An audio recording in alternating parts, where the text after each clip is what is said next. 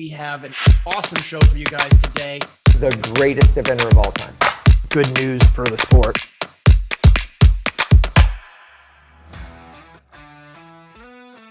Welcome to the John and Rick Show, brought to you by Horse Trailer Pros. We're here in the Jump for Joy studio. We have a great show for you guys today. We're going to have Jay Hambly in, and he is going to give us all the updates from the FEI meetings over in Switzerland. We'll be right back. Want to advertise on the John and Rick Show? Contact John at 352-875-8622. Or call Rick at 850-879-2649.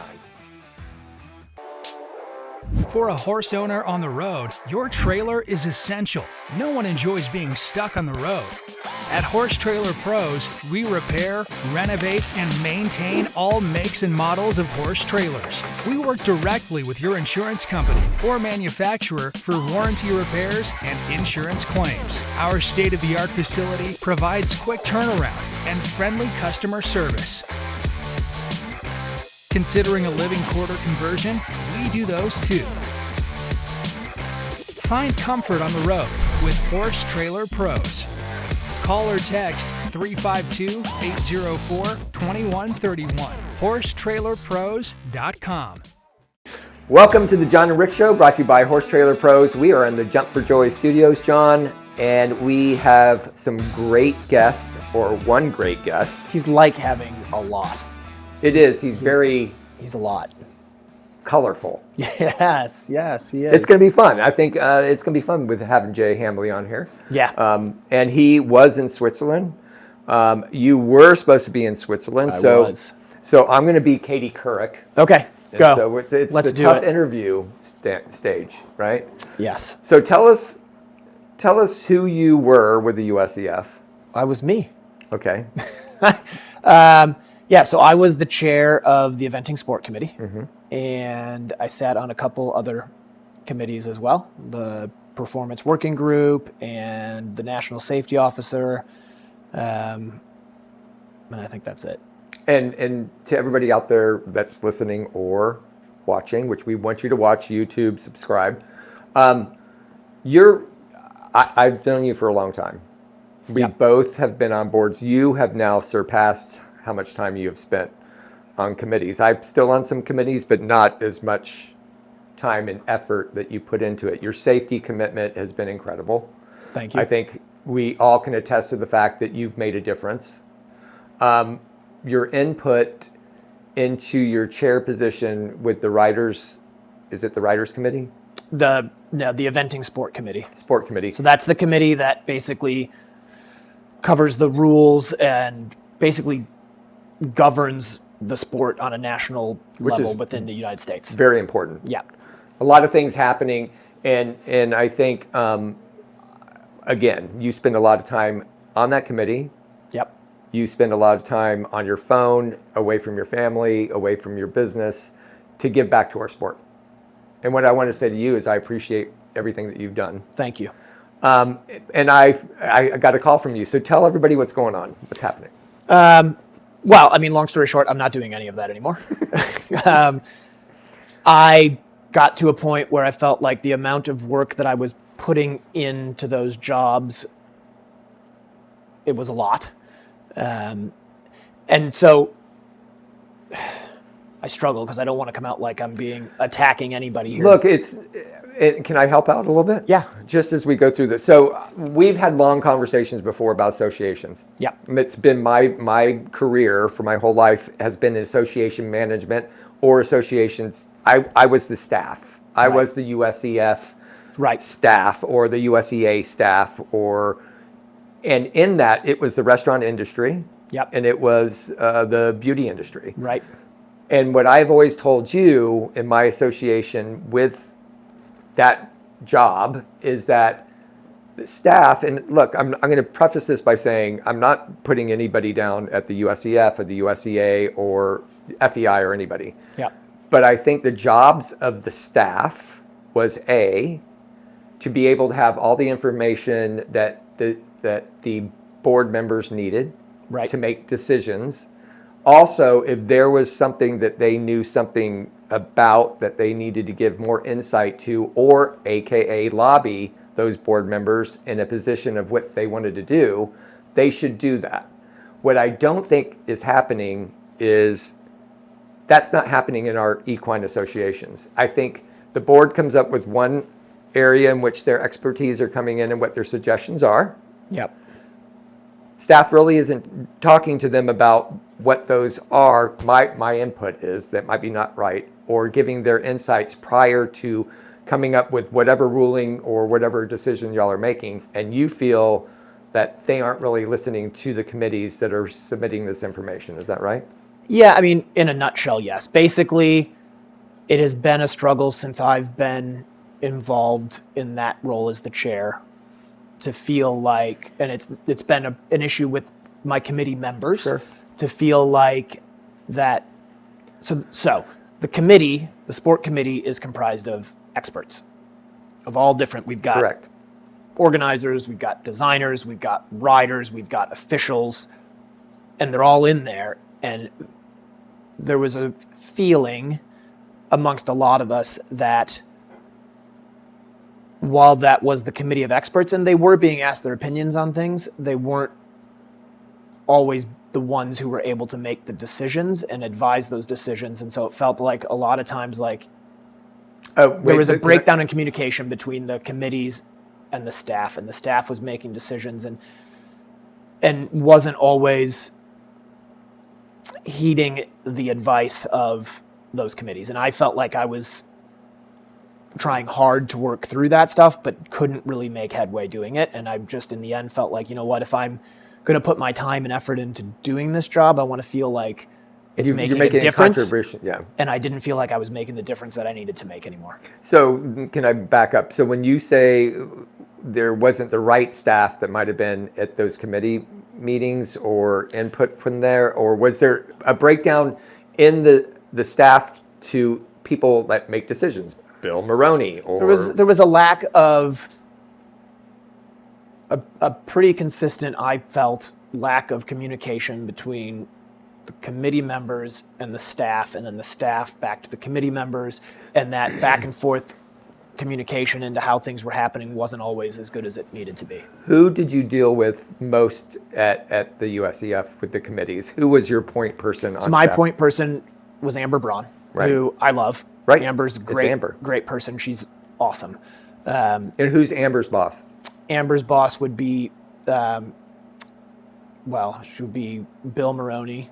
Would be the So be the how head often man. did you hear from Bill Maroney? I talked to Bill actually. Anytime I wanted to talk to Bill, I would give Bill a call and he would answer my calls. Did he ever come to the committee meetings? Yep, he would sit in on committee meetings. Absolutely. There is very much in USEF.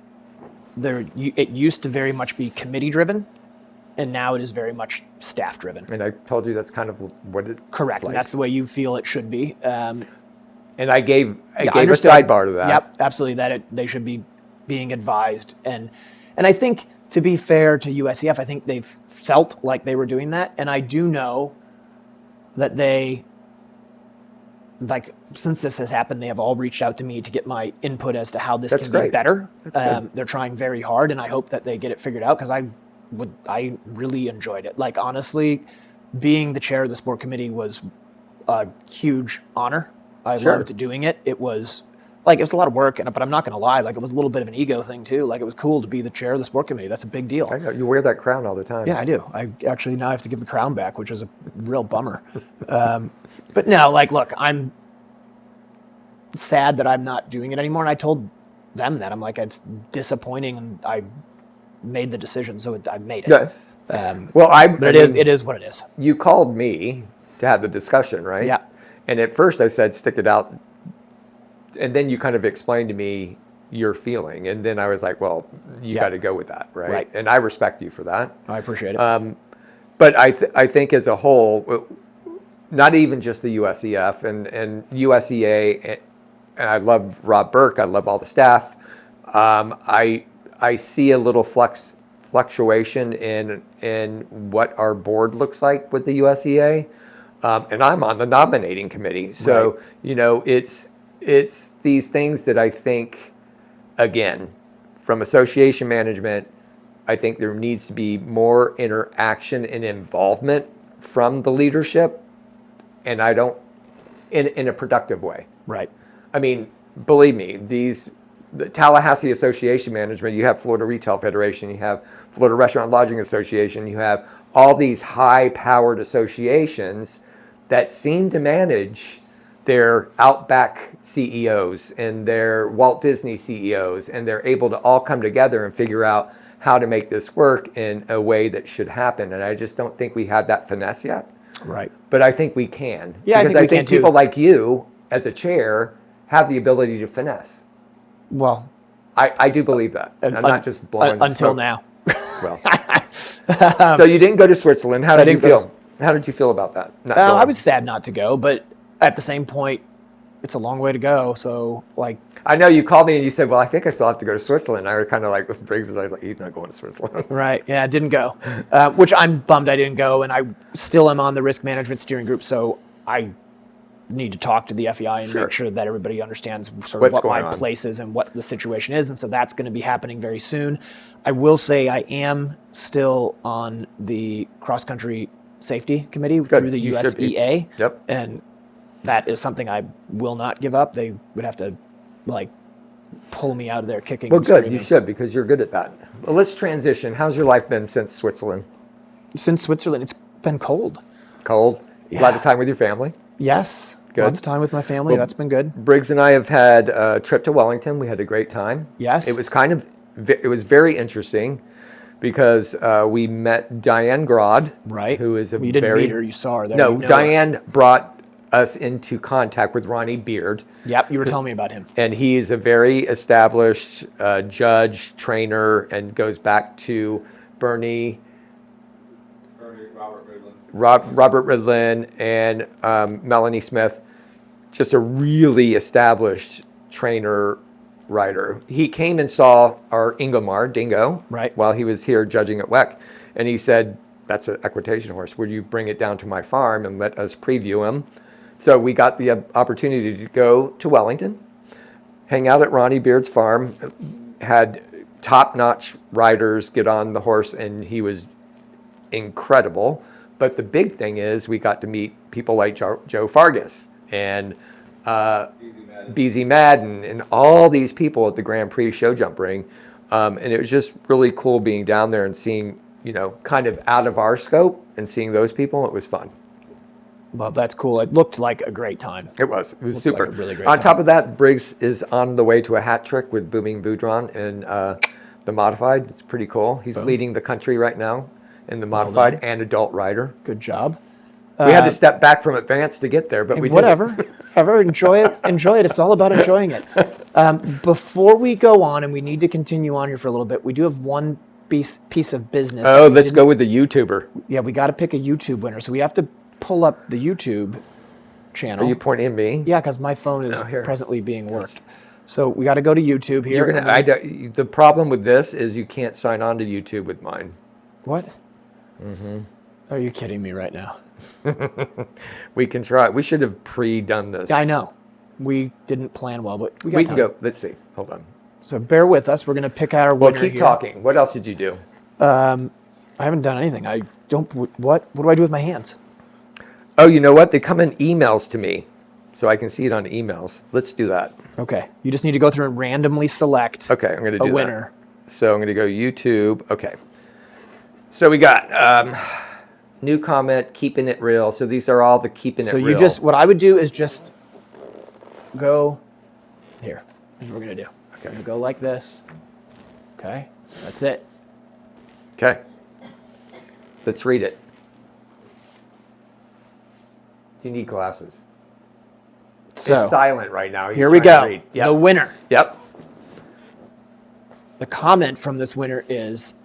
What was the question? The question was, what kind of dog was Taco? Right. Taco is owned by Becky Staden. Who's in the audience. Who's in the audience right now. You should have brought Taco.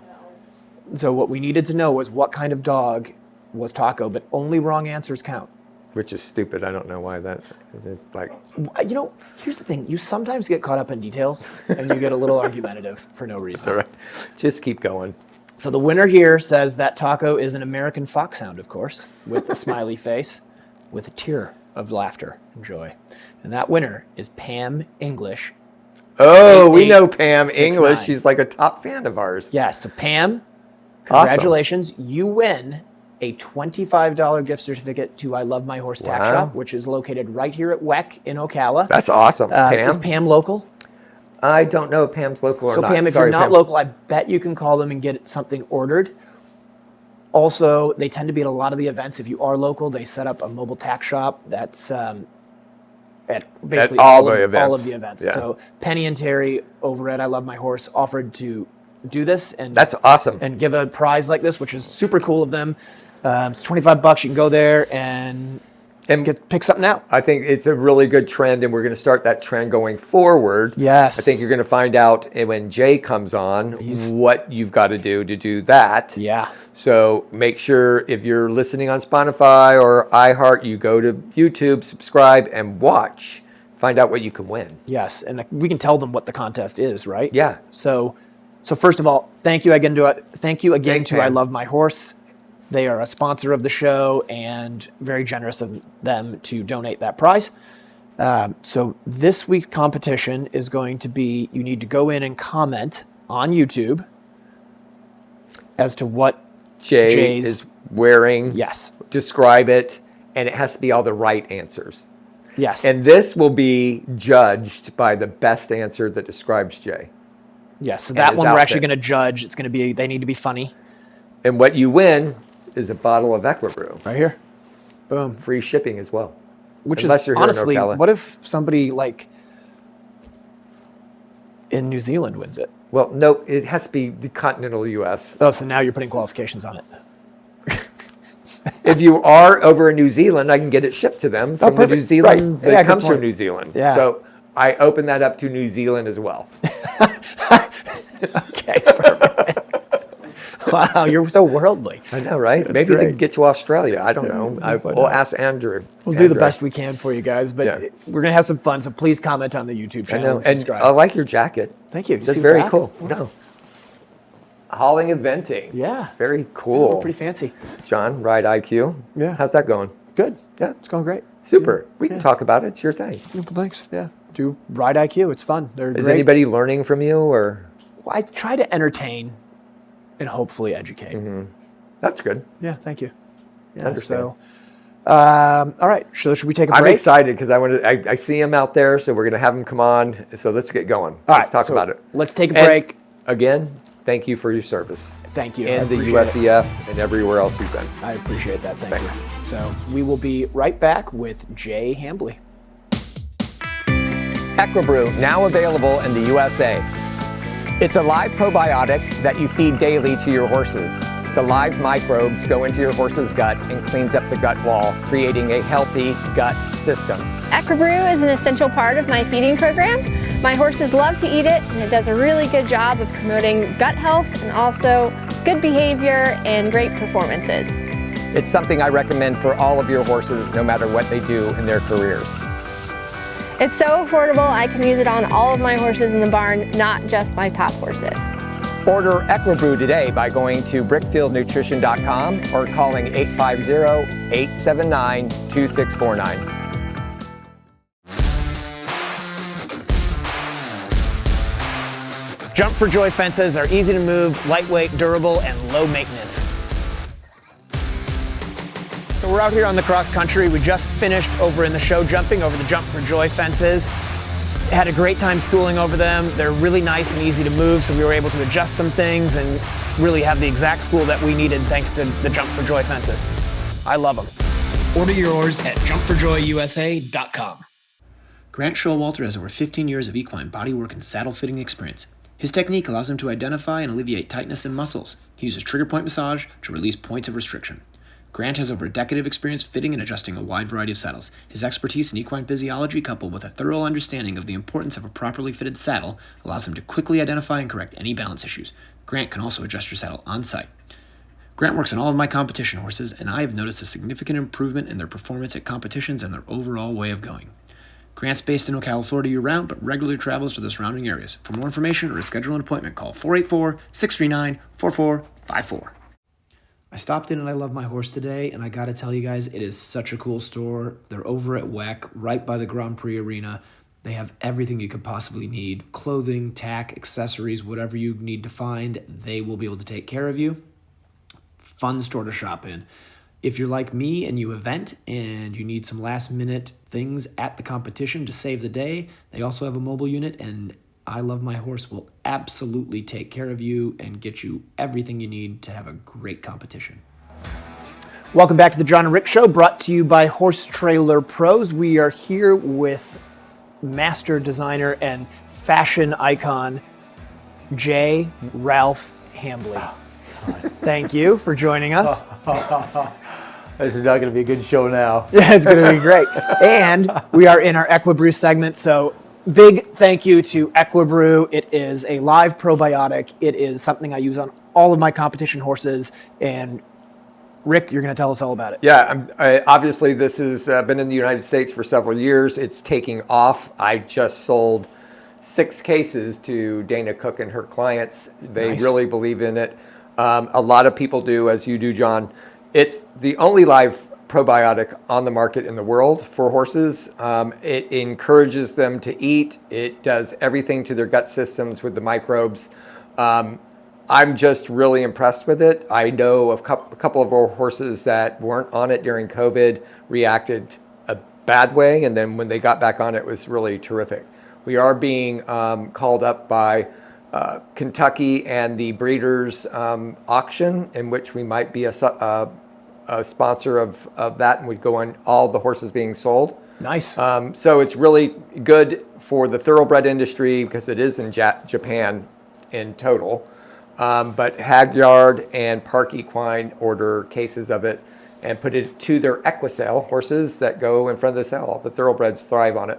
So anybody out there, it doesn't matter what you're doing, what kind of horse you have. EquiBrew is good every day, 365 days a year, and you'll just see a huge improvement in from body coat to eating well to just overall health.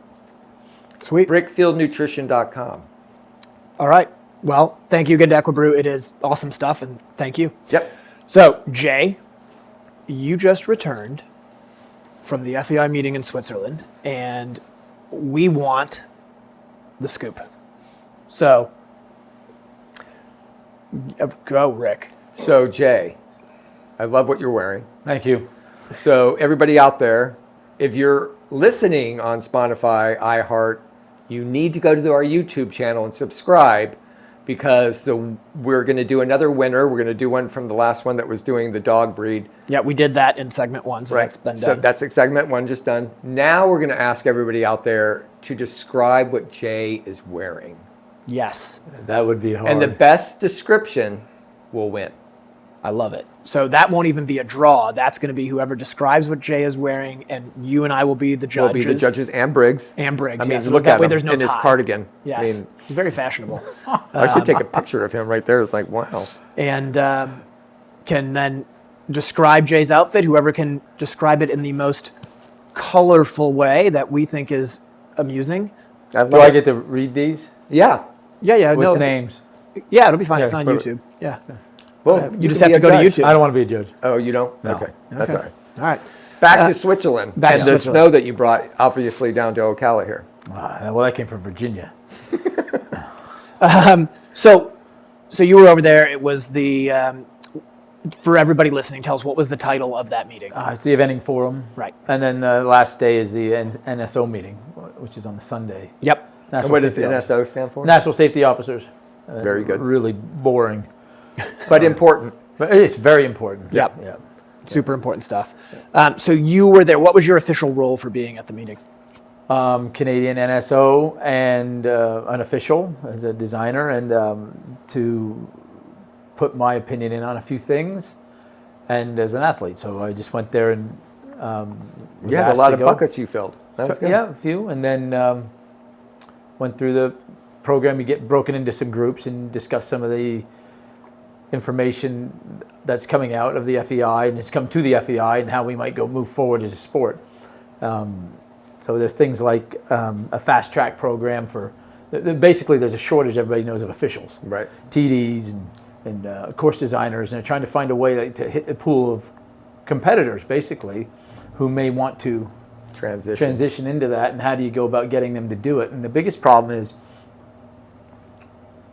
how do you fast track that? Right. But I think it's less red tape. Get them in. It's clearly, if you're riding at a 4 and 5 star level, you have a good understanding of cross-country courses, but that doesn't necessarily equate to designing them. Right. I mean, I can read a book, but it doesn't mean I can write one. Right. So that gets them in, and then they'll get help. And it doesn't mean there's going to be lots of people doing this. I mean, you might get 5 who want to worldwide. You're thinking. Yeah, right. But then it can put them into the pool of officials, and the same thing for TDs and stewards. Stewarding is a good way for, I think, somebody to get into the sport and start to learn the rules, and then you can transition from a steward to a TD. And I think it's easier to go from a course designer to a TD than a TD to a course designer. Really? Yeah, I would think so. And why?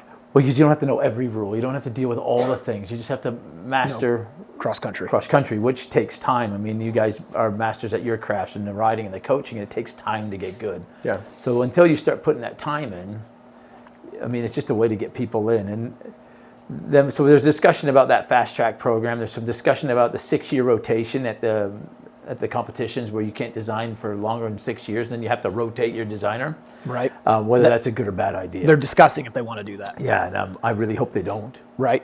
It could take 6 years to get a venue where you might want it. And then you got to start all over again with somebody new. And also, if you do a 6-year rotation, then in 6 years, does every course have a new designer? It's going to be a lot of bad courses on year 6. Mm-hmm. Right. What do you do? I don't like that idea. It's a very Eurocentric idea. It could probably work in Europe that way because it's very easy to travel. But if you are working on this country or in Canada, I don't think or Australia or New Zealand, that's not an easy thing to accomplish. Well, and they seem to always draw parallels.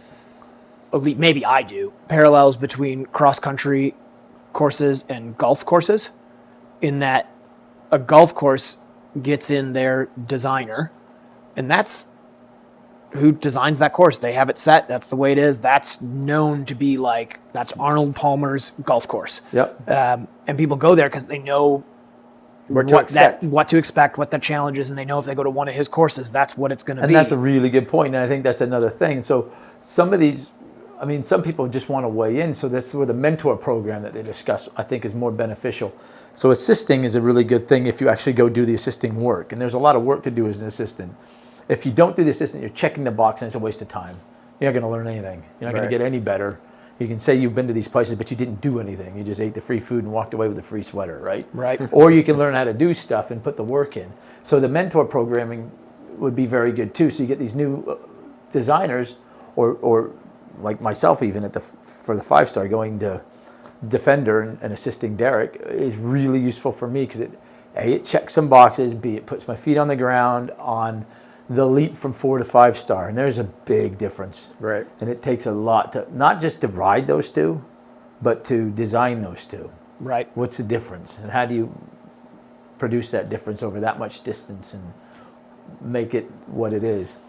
So there's that discussion, and obviously there was the main reason of this meeting, I think, why so many riders were there. I mean, Harry Mead was there, Sam was there, Nicholson was there. Philip Dutton. Yep, Philip.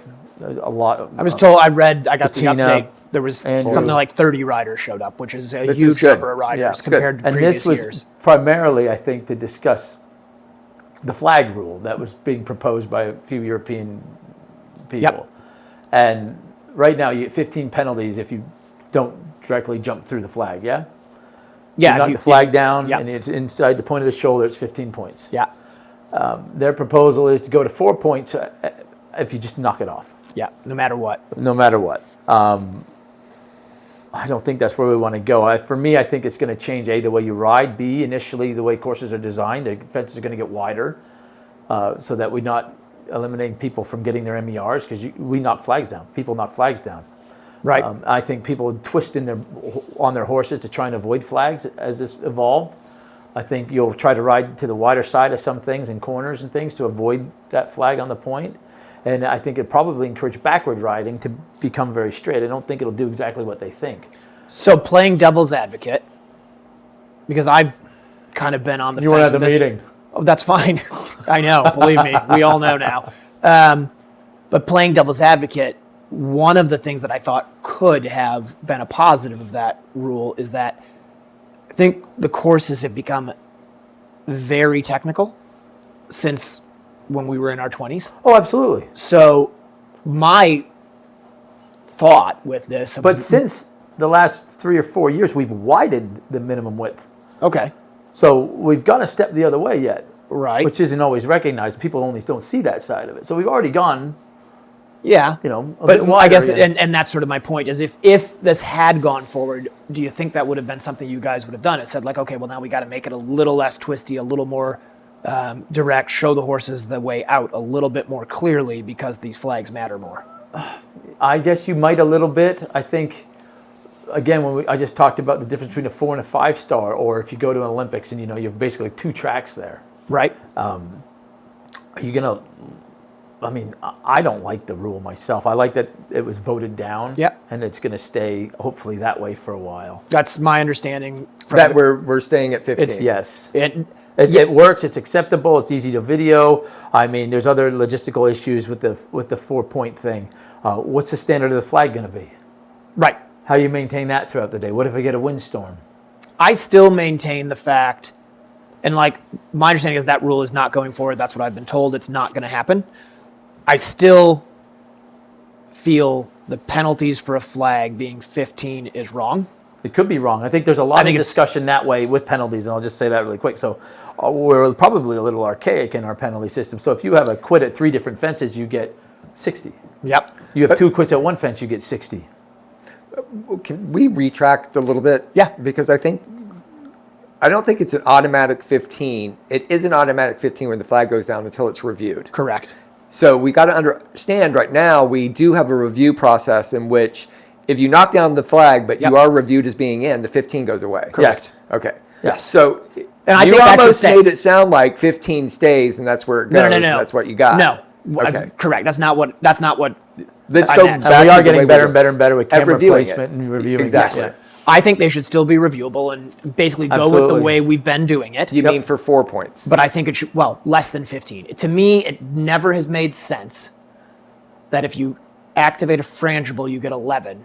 No, I agree 100% with you. And if you knock down a flag and you're deemed to have, I get that. I that understand is that. 15. I don't know That- where they came up with 15 or 11. well, I but who do. cares? They had 11. And then they decided to do the flag penalty. So they were like, well, it can't be 20 and it can't be 11. Oh, we'll just split the difference and make it 15. To me, it should have been 6 or 7. Why can't it be 11? Because on the score, they want to be able to differentiate So by you looking can at the score. visually see it. So you can see there's a difference, and okay, that is a frangible. It's not a and good that is reason, but flag. that's the reason. Well, but it is a good reason because for data collection, it makes it much eeasier. Make it 12. Yes, but it shouldn't be 12. It should be less. So than when a you see, I don't know, 31, you know that's a flag 10. and a run out. that would be a flag and an activation 31. Oh, that would an be a activation. stop. That would be a 20 would run be a out stop and an or a run activation. out and a frangible. Correct. That's So, why. Do you think people can do math that way? I think that the people in the office do math that way. Okay, we do it for the office. Correct, so that they can keep track of it, so we can collect data. That's why. So they can collect the data. Yeah, know because staff by needs looking to back. know more. Yeah, they need to know so that they can collect the data, so we can look back and say. Or maybe they just look what at the are- sheet and it says what are the activation trends? and Well, I'm just telling you that's why. It's much easier. It's much easier. They can just go through, check the scores, and they know. But I don't disagree. I think some of our scoring is not really. It's left over from the past and it's stuck with us. And, Right. And I don't see why if we can have a discussion about knocking any flag down at any time in the competition, regardless of whatever the reason is, to a 4. Why can't they just turn around and change what the Yeah, what the Flag flag penalty should is. be. The question make it is, a 10? I don't like right? whatever. Should it be the same? Is it less the same, than or is more it, than a Is pole? it the same as activating a let's frangible? go No. a step further then. Okay, so you ruled not in the flag, so you get the 15. When is it truly you're not in the flag and it's elimination? Not at all, right? There's no 20. Like the horse did not jump the fence. If the horse did not jump the fence, Yeah. Go ahead. Then I think you're eliminated. Yes. If you continue. correct. The flag rule is if it comes inside the shoulder and the horse makes an effort to jump the fence. Mm-hmm. And clearly doing the height of the fence. Making a an jumping effort, yeah. When they don't and the hind end swings around the side and they kind of jump off the side, but the rider continues on, then that's an elimination. yeah. Yeah, they got to come back around, represent, Yep. and go. Okay. Because remember, that happened. I know, it's just... It's happened. Right. And then that's the thing as a rider, then you have to decide in a split second, which are you going to go with? You're going to gamble, I just had the flag, or are you going to go back and represent and jump it? It's a tough call. It's a choice to make. Yeah. So there's that discussion about the flags, and I'm glad that didn't go through. But I don't disagree that we can work on the point system. Yes, the point system. Other than that, there was a bit of the statistics are interesting. So we've met and surpassed a goal of less than 1% horse falls, Right. which is very, very good. That's extremely good. Yeah. What I find interesting is the statistics on number of starters is an odd thing to look at country to country. And it's not that, there's a bit of a decline in the last few years, sure. But the biggest number to look at is 2019 to 2021. Okay. Yep. Tell us what that is. An impressive drop. That's the scary drop. So from 2019, through COVID. we had a huge drop in 2021. Yep. Because of COVID. Because of COVID. Yeah. And that's the one that we need to work on, in my opinion. That's a big deal. So then there was discussions on... Because we haven't recovered from not to that point. Right. So how do we promote the sport in a way that we think we can get it in the public eye better and move along? So we had some discussions about things like the Aiken Showcase, the Toronto Royal Agricultural Winter Fair. I think those are ways to do it, because you can bring those things to an urban setting, to people who don't necessarily understand horses, but like that, the sport's very exciting, right? Right. So it's not the sport, and I'm not saying that that's the sport, but it's probably, to me, the best way to bring it to people, to grab their attention, so then we can then get more hits on, well, the future's going to be live streaming, so you get more hits on the live streams through Badmintons, Burleys, Defenders, wherever we do the live stream at, because to get their feet on the ground, they have to be a different kind of fan, don't they? Right. And I think that's the hard part. You didn't go to school, did you? So there was that discussion. It's Elisa. You should answer. Yeah. Hey, I'm doing the show. I was kidding. I'll call you back. Bye. Now we have to tag her as a guest. I know, right? Yeah, done. So for me, it's really exciting. Then there were some interesting topics. They had Andrew Nicholson up with Bettina and Andrew and Phil up, and basically discussing getting horses fit, and it's things we all basically know, but don't really think about. Like when you gallop your horses, are you actually getting them tired enough to get to feel what a tired horse feels like, or are you only getting to feel what a tired horse feels like 2 times a year when you're riding it, and then you can't react and recognize it well, and then we end up with some issues at the finish, and then how do we manage that? And as a sport, how do you clear that picture up at the finish line? I think there's in that discussion, I think just the way that we all encapsulate our own training systems, I think a lot of people really don't know what they're doing to get ready for an event. No, and I think riding at speed is a lost thing, because, going 550, 570, if you're going to go 520 for prelim, you're actually riding probably in the 550 range. And sometimes we don't have the right horses to ride at speed. Right, or we don't, and they're still green at it. Or still don't know. Don't Exactly, know how. you don't know how to do it. But if we as riders want to feel going fast, and that's where steeplechase was good, isn't it? Yeah. You would go out there, go 640, 650, and Sure. then you went cross country. This is way slower, right? Yes. So it's an interesting topic to think about that way. And there was a lot of good stuff. I didn't sleep through most of it. There was a couple of late nights, but it was all right. The conditioning thing, I think it is the consequence, the unintended consequence of getting rid of roads and tracks and steeplechase a bit, isn't it? And then a different horse. Yeah, but correct. So we got rid of roads and tracks and steeplechase, then we can ride a different horse. And I hate to be one of those old people now, but the kids coming in the sport now don't know. They have no idea. How would they? It's not their fault. And there's coaches now that didn't know. Right. So we're in this funny, I think, time where there's just not a lack of knowledge that way. And it's just like the course designers where they're panicking about, well, who's going to be the next designers? Well, they protected it for so long, and now they're sitting there going, oops. Yeah. what do we do? Yeah. So I think, and I'm interested in what you both think on this, one of the things I've noticed at the Longs that's happened over the last probably 5 to 10 years is when you finish, they don't do a proper vet box at the end anymore. Mm-mm. And I think that is a big lost opportunity to show recovery time on the horses. To show people how their horses recover and how exhausted they get. I mean, we started, Jen and I, making our students do it because they do make it available. You can do it. Yep. But the vets are always like, they take one temp and then they're like, yeah, get out of here, go cool it out at the barn. Yeah. Which makes sense. I understand if you why can they do it. educationally cool them out at the barn. Yeah, I think at least up through the 2-star level, if you could say to people, no, you need to stay here until this horse cools down, unless there's some horse going bananas because of the atmosphere. I think it would do so much to teach the riders. Like if you have a new rider at the 2-star level come in and their horse's temperature gets up over 105. Yeah, that's way too high. Right? Mm-hmm. But that is way too high, but that's also a good opportunity to say to that rider, hey, that's way too high. Because a lot of times that first temperature isn't that high. You start cooling them out, and then the next time it goes up and it spikes, and now nobody knows that because they're back in the barn. I mean, I'm not quite sure in why we have done that. I understand the shorts where we used to we used to do the shorts like we did the longs, and now the longs are even getting less. Very casual. I think that's a good word. What I got to remember is we bring our own vet team to these things. So we have our vets on our horses. So to me, it's not casual because we have. You're our own doing vets. it anyway, but there's lots of people who aren't. Right, and they need that from the stewards to come in or somebody and from to a do social outlook, and it's just where we are in the world today. You know, where whips are probably going to go away and spurs are going to go away, and all these things you can't do. But probably at some point, or we'll have to change the names of them. Yep. You know, but persuaders. Yeah.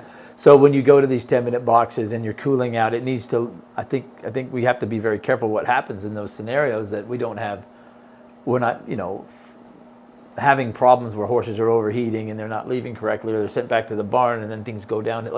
Right. Yeah, I think maybe I don't know why that's happened. I don't know if it's not enough volunteers to come in and do it or time consuming or what it is, but we obviously need to look at that. Yeah. I agree. I mean, that's where you learn. Yeah. And I think even the everyday training at home, I mean, ours has changed over the years. I mean, we're not in the ring every single day. Right. A lot of people are. Yeah. They're in the ring, they're dressage ring, show jump.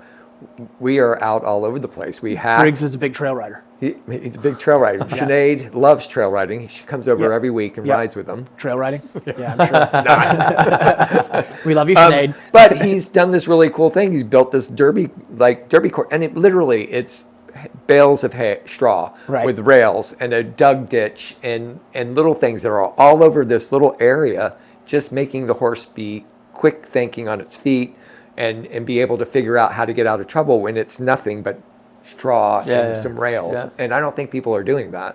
No, they're not. They're not.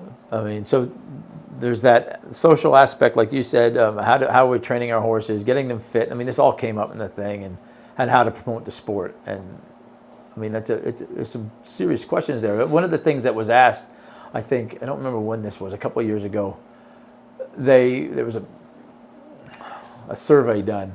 And in the survey, one of the questions is, do you think horses like their job? I think something like 78% of the people said no. 50-some% were riders. Really? Which to me is crazy. I mean, anybody who does this knows you can't make them do anything. No. That's crazy. Where was that survey done? I think it was online. It was. I think everybody. So it's really important when these things come out that everybody does them right, because it produces a picture that can go to the wrong people that can then make their own information and tell you the wrong things. Why don't we take a break? Okay. What do you think? Yeah, I think that's right. EquiBrew, remember? BrickfieldNutrition.com. We need to come back with Jay and talk a lot more about this fabulous outfit. My jacket. About the jacket, the pants. Yeah. All right. Right? We'll be right back. For a horse owner on the road, your trailer is essential. No one enjoys being stuck on the road. At Horse Trailer Pros, we repair, renovate, and maintain all makes and models of horse trailers. We work directly with your insurance company or manufacturer for warranty repairs and insurance claims. Our state-of-the-art facility provides quick turnaround and friendly customer service. Considering a living quarter conversion? We do those too. Find comfort on the road with Horse Trailer Pros. Call or text 352-804-2131. HorseTrailerPros.com. Hey, it's John here. I just want to let you guys know I got back from schooling at Magnolia Sands Farm here in Ocala, Florida. Their cross-country field is perfectly suited for a first outing on a young horse or schooling your upper-level horse. Magnolia Sands offers over 110 jumps ranging from starter to intermediate, plus multiple banks, ditches, and waters. They're constantly updating their courses and have even added new ditches and a starter ditch wall. Conveniently located in Northeast Ocala, Magnolia Sands has made it easy for riders and trainers with online waivers, Venmo, and PayPal, and even offer a golf cart for guests. MagnoliaSandsFarm.com. Reset, reboot, rebuild, restore. Experience the transformative power of our formulas you can trust. Elevate your horse's well-being from the inside out with Parkmore supplements. European designed, American manufactured, and Kentucky Proud certified. Parkmore's Devil's Own Detox, nature's own binding agent, cleansing your horse's system. Now available for your canine kids too. Say goodbye to unwanted elements and hello to vitality. Parkmore Special Vitamin Mineral Supplement, a micronutrient powerhouse. No fillers, just 4 ounces a day for a 5-star eventer to thrive. Because excellence deserves exceptional nutrition. Parkmore GLF Immuno Booster. Unleash the magic gold, the #1 building block for cell replication. Elevate wellness and recovery for your horses and dogs, whether after training, travel, competition, or during periods of injury, illness, or surgery. Parkmore HI Oil Infusion. Customize your blends of herbs and spices to naturally combat inflammation, bacteria, and restore gut flora. Elevate your horses and dogs' appetite naturally.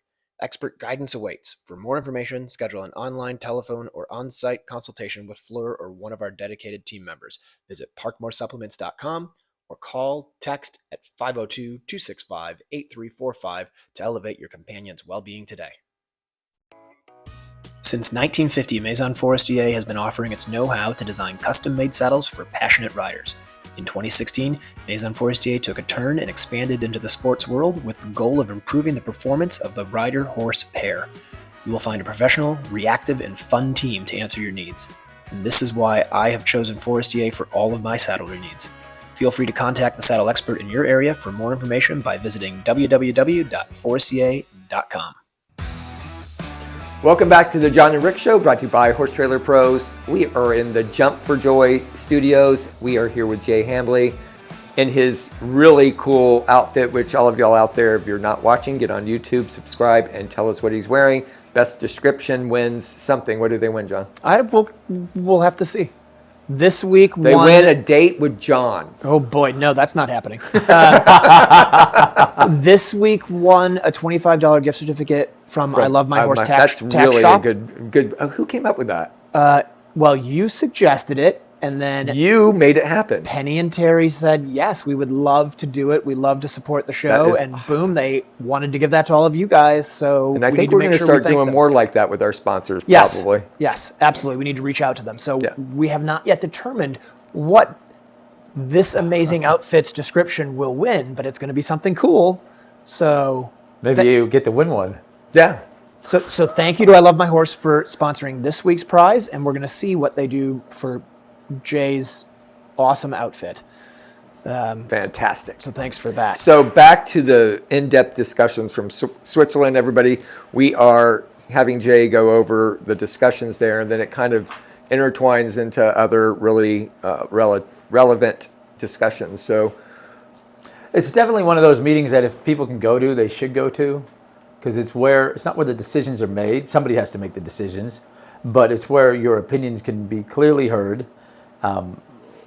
If you remember the FEI, you are the FEI, and you have to have that voice, and you have to go there, and you have to have that discussion, have the conversation, or you're going to sit there and wonder why it all happened and blame something that you don't really know why you're blaming. Right? I think you're not just the FEI, but I think that would go down to the USEF and go down to the USEA everybody out there Yeah. should be involved from. And lots of them were there. I Yeah. mean, the top organizers in the world, the organizer of Which is Badminton was great. there, Burley was there, Blenheim was there, Bromont was there, Defender was there, all those organizers were there. Was Lucinda there?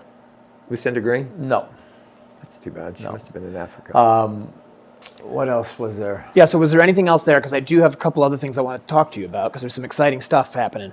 Well, there was a little bit of stuff about the Olympics, which was kind of important. And Oh, that's important. And it's, I think, we're in for this point. There's some funny little rules about it that are great. Like venues now are very much, one of the hard, fast rules, I think, are no split venues. So if you're going to run it, you're going to have it at a venue, it has to have it all. Meaning dressage, show Show jumping, eventing. So Cross country, all in the venue. Right. Not a separate venue like So, we did so in Hong like Kong the or World Tokyo. Championships used to be. Right, yeah. So not like in Hong Kong, we had a different venue for the cross country, and in Tokyo, we had a different. That So that's going to be difficult. it can't happen. But if you can do that, that's a good thing. Yep. I don't think we're done. I don't think our sport's totally changed yet. That's not gone that way. Remember last year we were in here, we were having that discussion. Right. guys You talk- mean as far as making it a short versus a Yeah, long. that right. is not decided yet. So I think everybody can, Relax. a little bit. Because Paris was so good. That's a huge thing. Paris, they made money at. Right. Paris had more hits, had more people, more spectators, and that's what brought up the whole Where- short course eventing, One and spot. all that stuff. Right. Make this is they like this sport now. Right. This is a good thing for the Olympics. I mean, it's way better than track and field. And then when you say that, you don't think about it the right way. There's amazing athletes in track and field. Track and field's a high-profile thing, right, at the Olympics. Yep. But for a visual spectator point of view, it's the same background and the same thing over and over and over and over and over again. Whether they're running and throwing, running and jump, it's the same track, the same. Sure. So our sport has constant different backgrounds on the cross country, and it's really fun for them to want to put out there and get eyes on. That's great. And That's the a great fans want to insight. watch it. They want to watch Yeah. it. Yeah. So we That's just great. Have to do smart things on our end of it to keep it. Right.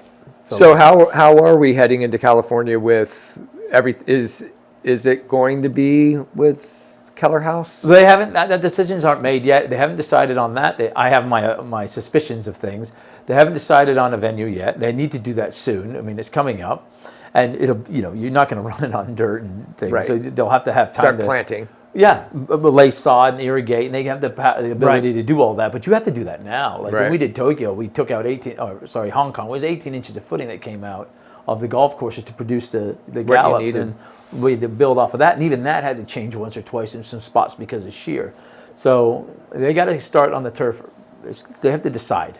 Right. And that'll be coming, I think, very soon. That decision will be made. And then they'll decide on the designers, and I have my suspicion on that, and then we'll see what happens from there. Well, what's your suspicions? Yeah. Oh, I can't tell you suspicions. Why? You can. That's Why the show. This is what the show's about. We're like breaking news. Here's the Well, deal. who do you think would do it? Jay.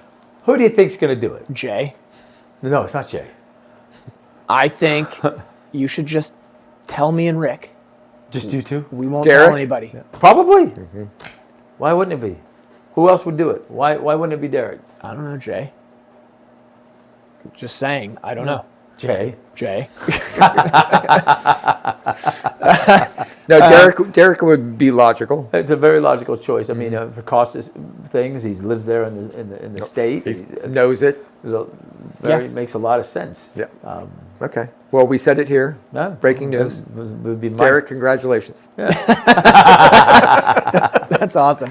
I mean, you talk to him, he doesn't say a word. Right.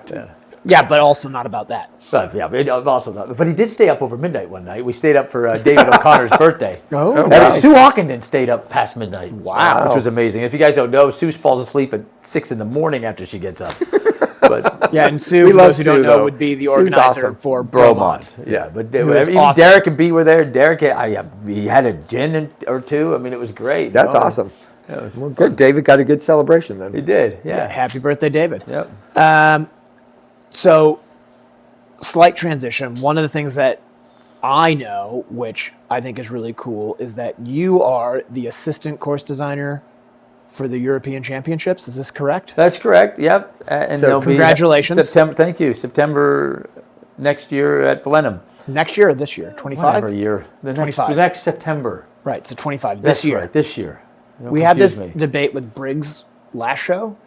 This is 2025. Okay. And so we are now in this year. So September, Blenheim, congratulations. And Mark Phillips is the lead designer for the Europeans. David Evans is still there because he still does the other levels, so the 4 stars David's.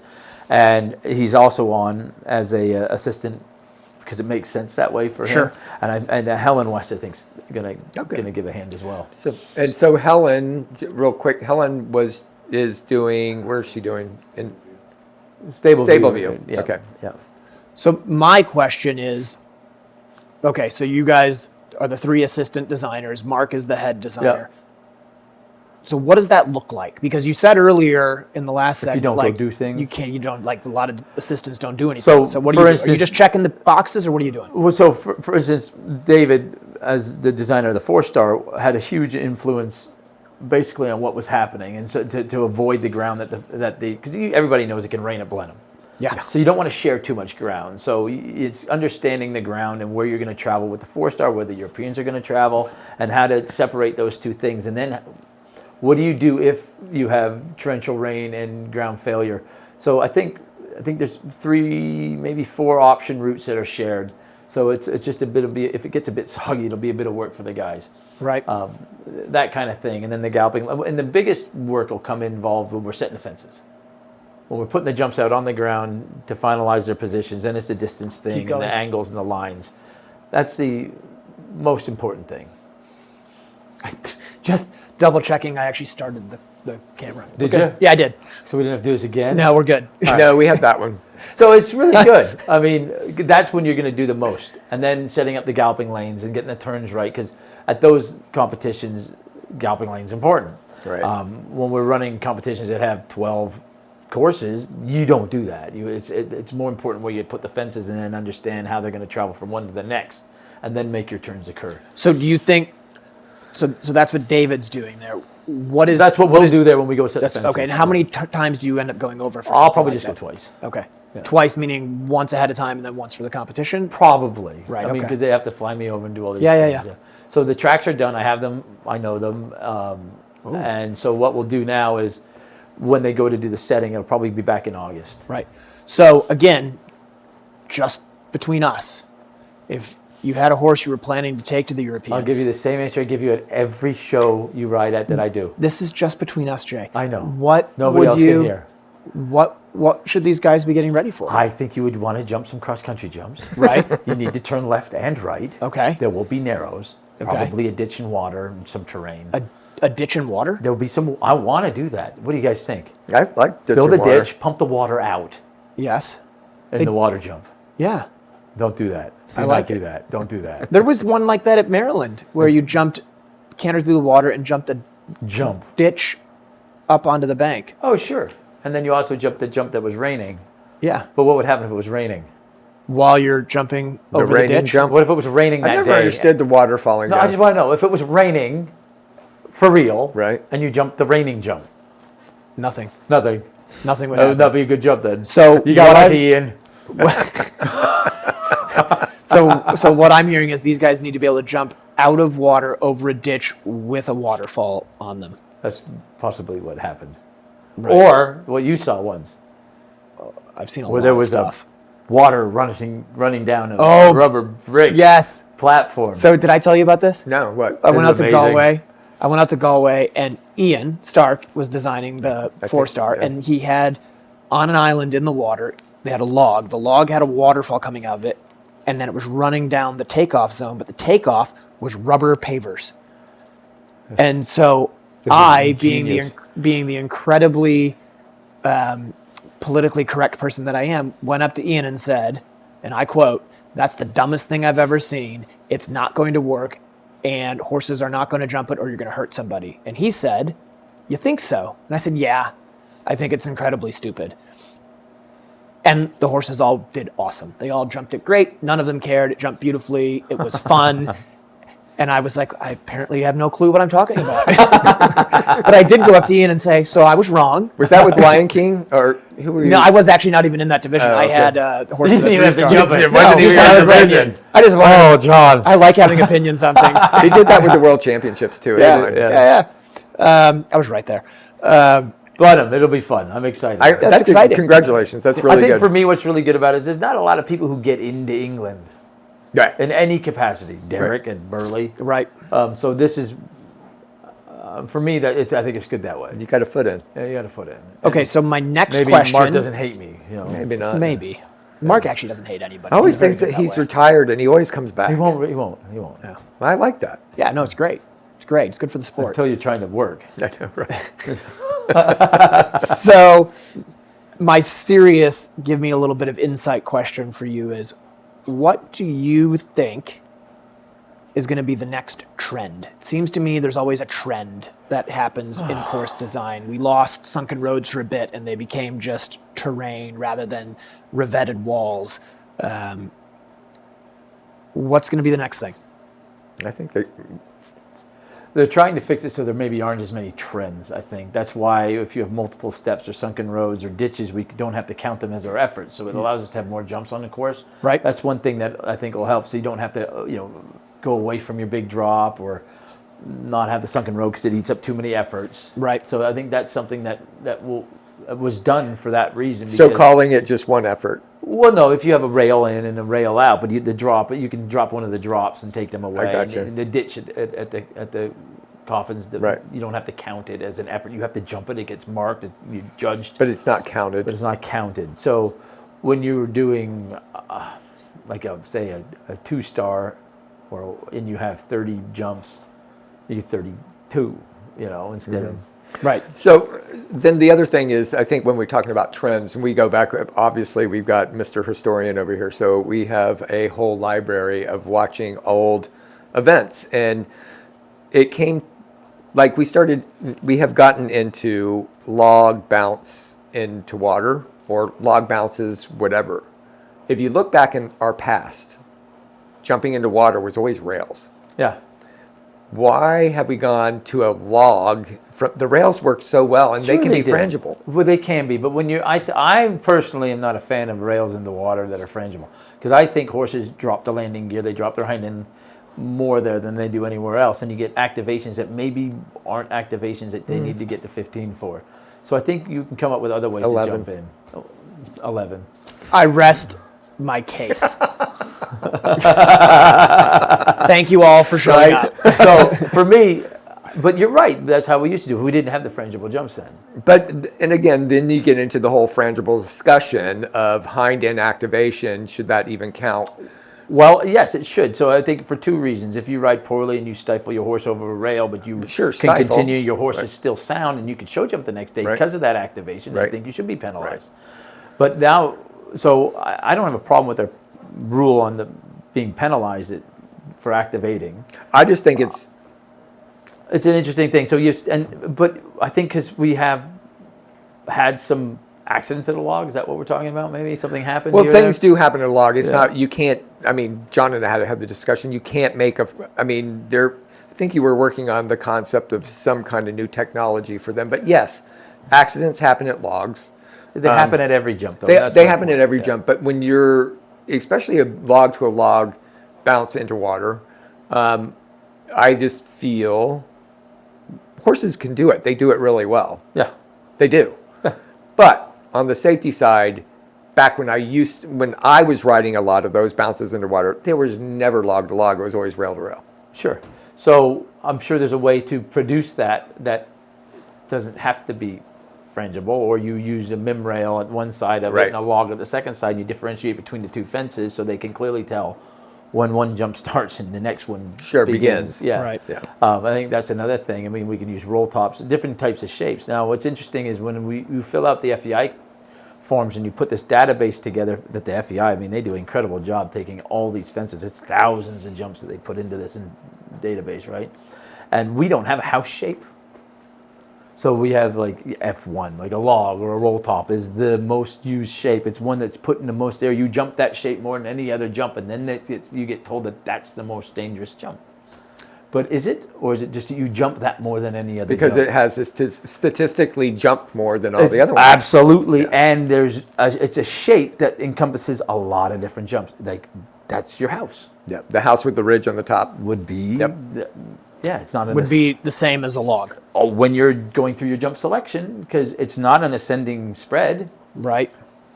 It's just missing parts of the log. Right. Right? Yep. So I think sometimes they should put a house shape in, and then we can clean up some of our data. Right. It might take a few years for that to happen. That would be smart. But but I'm not opposed to what you're saying. I think rails are coming back, but we can also do it in ways, I think, build them in a way that they don't have to, they can still be open underneath. You still get that view of maybe it's not such a massive thing to ride at. You don't see much tiger traps anymore either. What they are, they're kind of coming back in that triple bar. They're very cool, and they're very coming good back jumps. over the ditches now, Right. where we have the, we'll mim the back rail or pin the back rail Exactly. and mim the mid rail. It's a great cross country fence. It's one I that you want gallop down to. Pimple Banks back.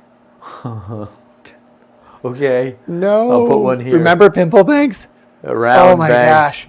Yeah. So tell Rick and everybody listening about the Pimple Bank that you built in Canada. For Peter Gray at Stonehill Farm. Oh my God. It was was upright amazing. posted.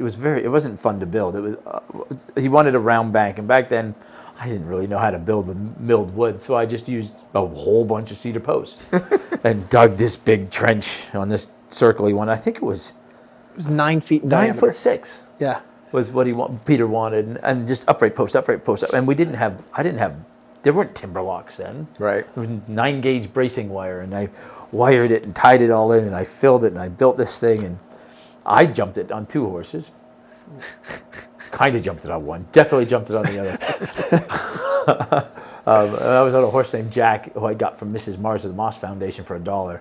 And he jumped the corner, and I think it was 5 strides to it, but he got there in 3, and I thought, this is no big deal. I'd never jumped him over a bounce bank in his life. He had no idea what it was. Do I jump the whole thing? And I'm like, in my head thinking, we're going too fast to not know what to do here. I wish it was collapsible. Yeah, After. but you made I it hit through. the ground before he did and got up. Oh man, it was gnarly. Yeah. I remember Gary Roke jumped the The whole thing. whole thing on Go, Gary. Cloud 9. was it? Yeah. Jumped the whole The thing. whole thing. Oh. Yeah, don't Yeah, bring those back. let's don't do those. No. Trends?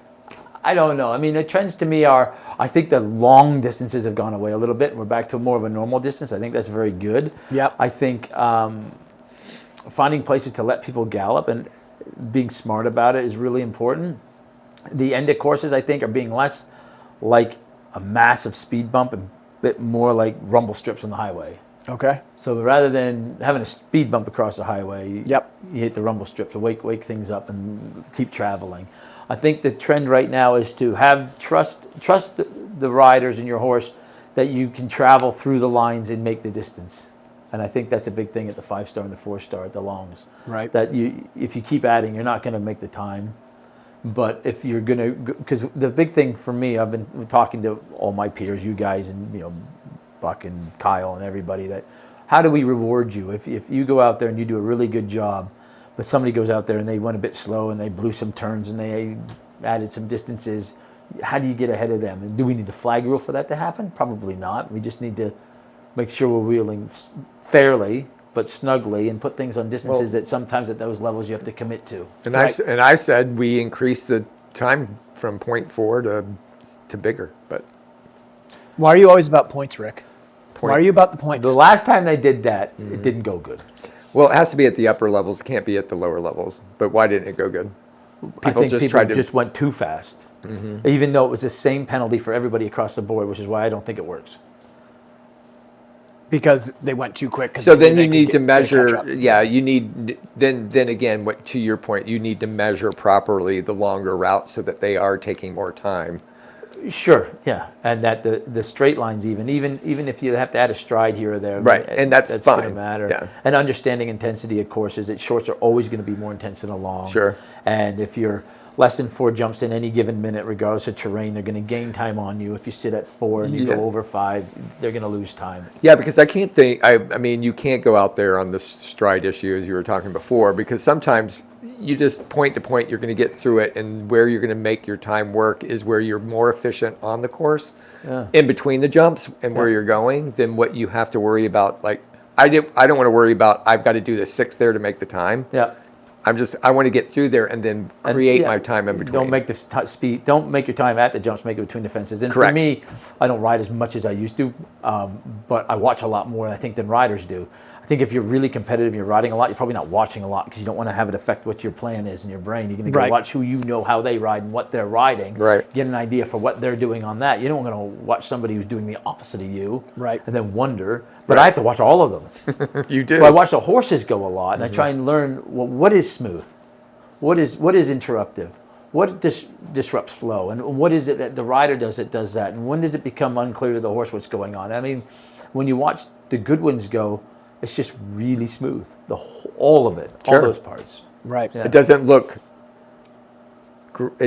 difficult. It looks smooth. Yeah, when you watch video of Kentucky of the best rides, no, I get the it. most competitive. Definitely. It looks like a hunter round. Exactly. Yeah. Going But through they're makes flying. It's like it usually is the first horse out of the gate at Kentucky or wherever. They do a really good job, but this isn't going to be hard at all. Yeah. And then I did ask about the draws and how they do that. I'm like, do you guys really draw? And do they? Yeah, they do. Yeah. Yeah. Yeah. I think occasionally they might drop something on the floor. Oh, crap. There's one. all right, well, listen, I appreciate you coming on, man. Thanks for having me. Yeah. I'll hopefully you guys have me back again. I'll wear something else. Yeah, definitely. We'll give some more money out. So again, get on there, give us your comments, and describe what Jay's wearing. That's good. I don't even know that I could He describe kind it. of matches the here. rooster behind him. Oh, clues. So go on YouTube and comment on Jay's you should outfit. hold the rooster because you do match. You do. Here, hold the rooster. We could call it a cock if you'd like. Would you hold my Don't say it. rooster? Yeah. There we go. Look at that. Yeah. All right, that's So very good luck. please describe. Oh, that's a good idea. So what they can win for this Yes. is a bottle of EquiBrew. Perfect. Thank you, EquiBrew. Yeah. Awesome. That's all right. a great idea. Yeah. And no matter what everybody else says, Did you're you not a bad guy. Did you See? speak to the marketing team on that? Yeah. Marketing team. He just told me. Perfect. All right. Good job. Good job. All right. So you win a free bottle of EquiBrew if you get selected by the judges for the best description, the most entertaining description of this. And I will add this. That includes shipping. Oh, wow. All right. Even better. Thank you, EquiBrew. All right. Jay, thanks, man. Thank you. I appreciate you coming on. It's been fun. It's been a great time. Yeah. I like when we set the clock and then forget it. I like that you forget it. I'm trying to become a better person. You are. You didn't go to Switzerland, so there you go. Awesome. All right. Check. Better person. So we will be back in 2 weeks with our next show. And thank you to all of you for watching. We really appreciate all you guys tuning in. It makes this all worthwhile and so much fun to do. So we'll catch you on the next one. We have an awesome show for you guys today. The greatest eventer of all time. Good news for the sport.